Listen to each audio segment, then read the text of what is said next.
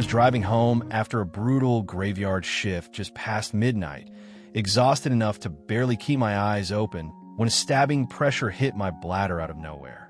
It wasn't the kind you could ignore either. It felt unbearable, sharp, painful, almost sickening. The parkway was empty. No headlights, no houses, just miles of dark woods swallowing the road on both sides. So I did the stupidest thing possible. I pulled onto the shoulder, turned my hazards on, and stepped into the trees to pee. 30 seconds later, my night turned into something straight out of a nightmare. When I got back into my truck and turned the key, the engine coughed once, then died with that awful clicking sound every driver fears. Dead battery. I tried again. Click. Again. Click, click, click. After the 5th attempt, I stopped before I completely killed it. The silence that followed felt wrong. Too heavy. Like the woods were listening. I stepped outside and waited near the road, hoping someone would pass by with jumper cables. That's when I saw headlights emerging from the darkness. Relief hit me instantly. Big mistake. The car slowed behind my truck, and 2 large men climbed out. Both wore dark hoodies despite the humid summer heat. One of them had tattoos crawling up his neck like black vines. The other kept staring at me without blinking. I forced a nervous smile and thanked them for stopping. "You got jumper cables?" I asked. The 2 men looked at each other first, then back at me. "Nah," the driver finally muttered. The other guy stepped closer. "You stuck out here? Battery died." The driver nodded slowly like he already knew that. Then he said something that made my stomach tighten. "I'll call some boys." Something about the way he said boys didn't sound friendly. Maybe it was exhaustion, maybe instinct, but alarms started going off in my head immediately. They weren't acting like normal people trying to help. They were acting like men who had suddenly found an opportunity. The driver got back into his car to make the call. I climbed back into my truck and locked the doors. My hand was shaking now. I quickly called my brother, waking him up. I told him exactly where I was and begged him to bring jumper cables. "And hurry," I whispered. "Something feels really wrong." He said he'd be there in minutes. After hanging up, I stepped out and yelled toward the car behind me, telling them I had help coming already. The driver stared at me for several seconds before replying. But they didn't leave. That was the part that truly terrified me. 5 minutes passed, then 6.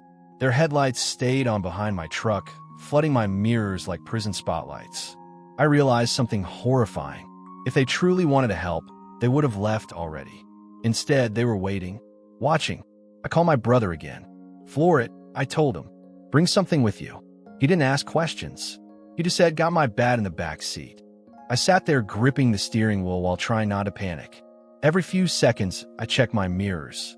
The men kept getting out of the car, pacing, talking quietly, looking toward the woods. Then more headlights appeared. Another car pulled up behind them. My blood ran cold. 3 more men climbed out. No jumper cables, no tools, nothing. Just angry faces, hoodies, and the sound of loud cursing drifting through the night air as they slowly approached my truck. I remember thinking, this is how people disappear. Then, like something out of a movie, I saw my brother's Mustang tearing down the parkway at full speed. I have never felt relief like that in my life. He slammed the brakes in front of my truck and jumped out holding a baseball bat. Then he reached into the back seat and pulled out another one for me. The moment the men saw the bats, they slowed down. My brother stood there like a wall between me and them. "We don't want trouble," he said loudly. "Move along." One of the men muttered, "We ain't looking for trouble." But something suddenly clicked in my head. I looked around. The passenger from the first car was gone. Missing. I leaned toward my brother and whispered. One of them disappeared. His expression changed instantly. While he connected the jumper cables, I scanned the darkness surrounding us. That's when I saw him, deep between the trees, half hidden behind a thick trunk, watching us, not moving, not blinking, waiting. The man looked like he'd been circling through the woods the entire time, trying to sneak up behind us while the others distracted us at the road. A cold wave crawled down my spine. My brother quietly told me to start the ignition. I turned the key. The engine roared back to life. At that exact moment, the second my brother slammed his car into reverse, I knew those men were done pretending. We shut our hoods and took one final look at the group gathered beside the third car. None of them were talking anymore. They were just staring at us, watching, like predators waiting for the perfect second to strike. "Now," my brother shouted. We sprinted for our vehicles. My brother's Mustang shot backward onto the parkway first, tires screaming against the pavement. I threw myself into my truck and jammed the shifter into reverse, trying to give him enough room before flooring it myself. Then all hell broke loose. A deafening crash exploded behind my head. My back windshield shattered inward as a brick came flying through the glass and slammed onto my dashboard. Tiny shards sprayed across my shoulders and neck like ice. Before I could even react, pop, pop, pop, pop, pop. Gunshots. Real gunshots. The remaining glass in my rear windshield erupted as bullets ripped through it. I ducked down so low I could barely see over the steering wheel while my truck fishtailed onto the road.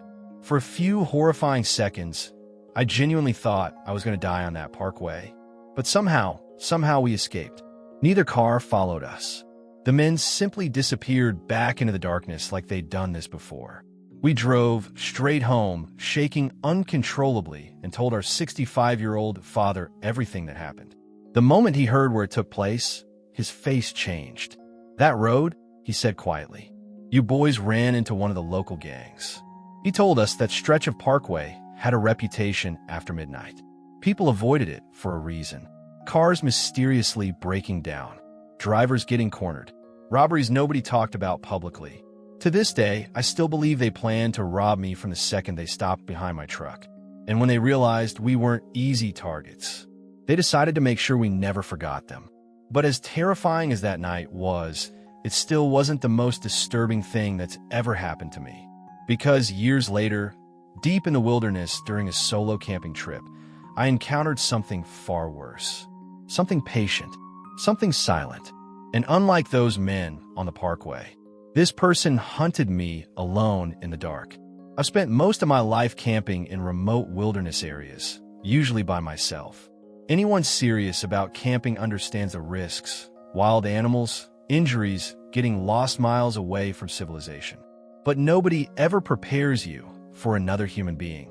That night, I had my tent set up beside a narrow river deep in the forest. My campfire was dying down to glowing orange embers, and I was already zipped into my sleeping bag trying to fall asleep to the sound of flowing water. That's when I heard it. Crunch. A branch snapping somewhere behind my tent. At first I ignored it. Forests are noisy places at night. But then another snap came. Closer. Then footsteps. Slow footsteps circling around my campsite. I stayed perfectly still listening. The steps were too light to be a bear. Too careful to be a deer. Whatever it was, it moved with intention. The circling continued for several minutes, round and round my tent, never leaving, never getting closer, just circling. Finally, I called out, "Hello." The footsteps didn't stop.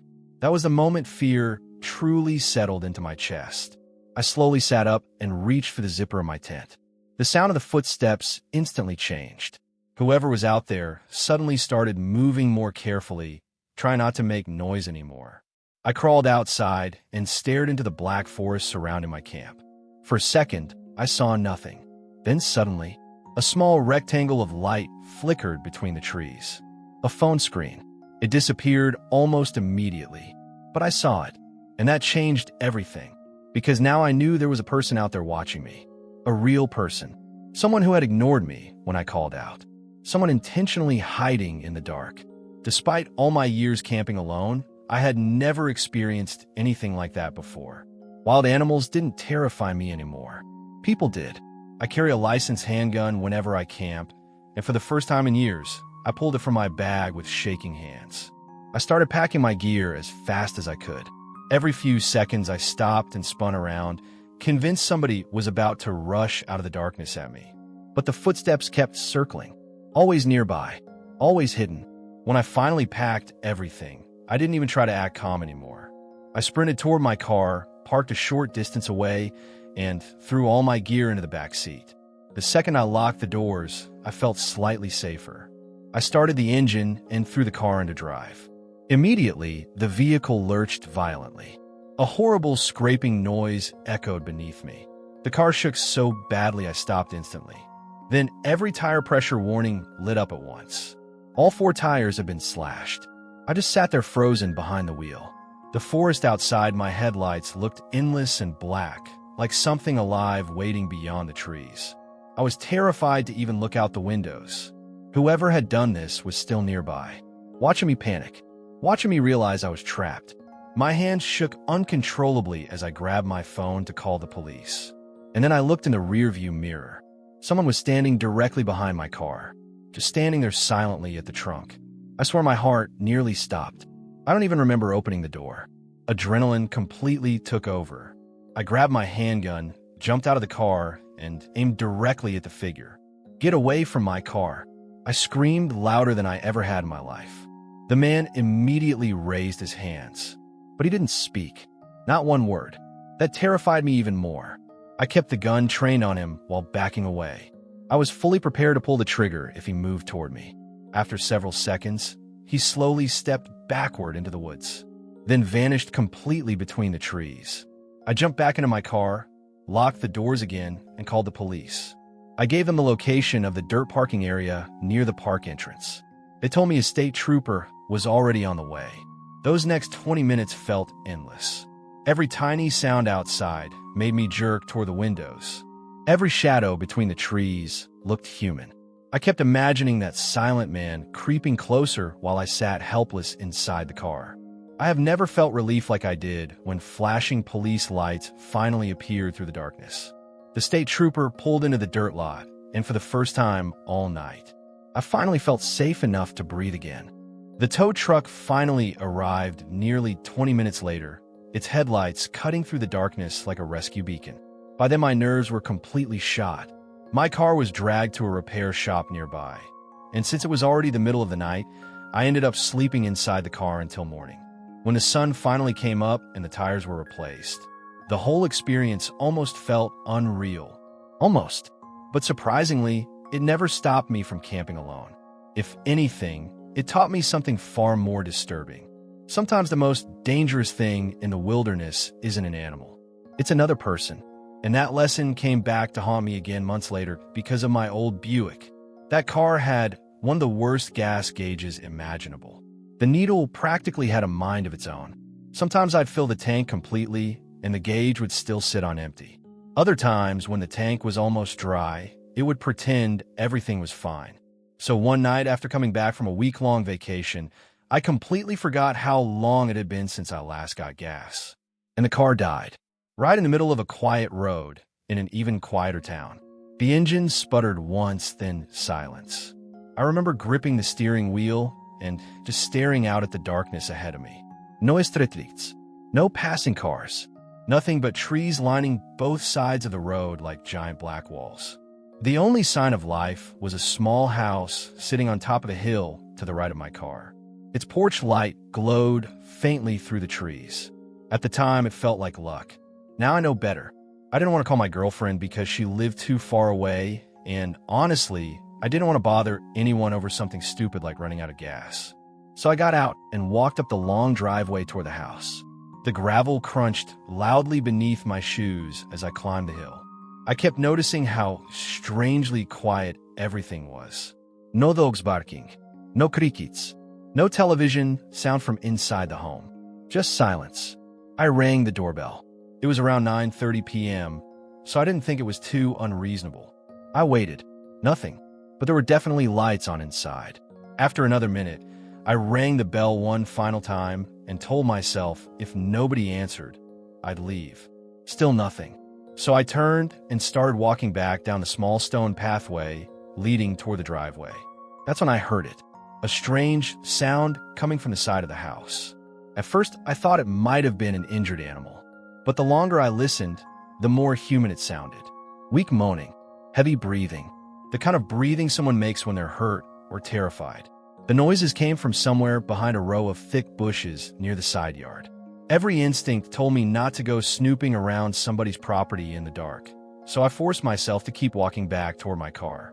But before I reached the driveway, I glanced back at the house and froze. An upstairs light was on now. I was positive it hadn't been on before. And standing in the window was a person. I could only make out their head and shoulders, but but they were completely still, watching me. I stood there for a few awkward seconds, expecting them to wave, or come downstairs, or do literally anything. But they didn't move, not even once. The entire thing suddenly felt wrong, very wrong. So I hurried back to my car and called roadside assistance. They told me somebody would arrive with gas in about 30 minutes. It was a hot night, too hot to sit in the dead car with the windows up, so I stayed outside pacing around while scrolling through my phone trying to distract myself. That's when I heard a deep voice behind me. "Excuse me." I nearly jumped out of my skin. A man was standing near the curb by the driveway leading up to the house. I hadn't even heard him approach. He wore an old baseball cap, pulled so low it hid most of his face in shadow. Even from several feet away, something about him made my stomach tighten. He asked, "Problem with your car?" I told him I'd run out of gas. He stared at me for a second too long before simply replying, "Oh." Then he turned and slowly walked back up the hill toward his property. The way he moved unsettled me. Calm, quiet, almost disappointed. Within seconds, he disappeared behind the bushes near the side of the house. I texted my girlfriend about the weird interaction, joking that the guy gave me serial killer vibes. But then I mentioned the strange moaning sounds I'd heard earlier. Her response came immediately.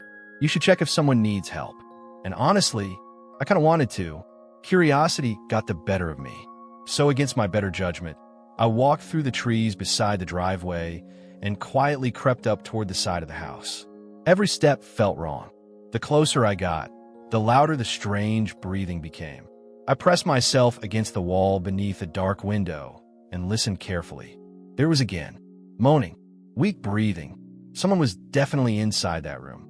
I slowly leaned toward the window, but the blinds were shut tight. My pulse was hammering now. Finally, I lightly tapped the glass. "Hello," I whispered. "Are you okay?" For a second, there was silence. Then a faint voice answered from inside. "Help." The word barely sounded human. I stood frozen, trying to process what I just heard. And then suddenly, the blinds snapped open. A face appeared inches from the glass. I stumbled backward so fast I almost fell. The face looked pale and distorted in the darkness, but I'm almost certain it was the same man from outside. He stared directly at me without blinking. Then the blinds slammed shut again. The window dropped closed immediately after, cutting off all sound from inside the room. The entire thing lasted maybe 2 seconds, but it scared me more than anything I'd ever experienced. I ran. I didn't look back once. I sprinted down the hill, threw myself into my car, and locked the doors. My hands shook uncontrollably while I waited for the roadside assistance truck to arrive. And when the AAA driver finally filled my tank, I didn't mention the house. I didn't mention the voice. I didn't mention the man at the window. I just drove home in complete silence. And to this day, I never want to see that house again.